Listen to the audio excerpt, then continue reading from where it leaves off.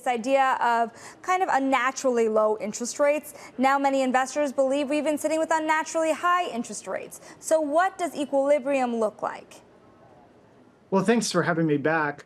Yeah, I think right now the sense that these rates remain, even after the cut, unnaturally high is really very reminiscent of 2012.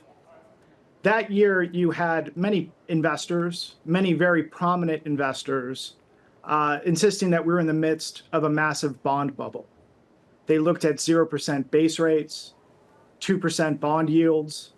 The price of some long-term government bonds were over nearly 2 times face value. And they insisted this would all collapse once the Fed stopped buying bonds.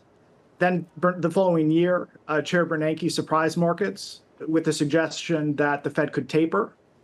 Of course, the Fed followed through, completely winding down QE. And then a surprising thing happened. 10-year U.S. Treasury bond yields were basically the same after the Fed ended QE as they were at the time Bernanke first surprised markets. And then that led to people turning to fundamentals to explain very low interest rates. That's when concepts like R star started to enter the lexicon. And I think we may experience a mirror image of that over the next 12 months. I still think rates are too high. I think there may be 2 more cuts coming. But after that, you could see the reemergence of price pressures. You could see backing up of bond yields.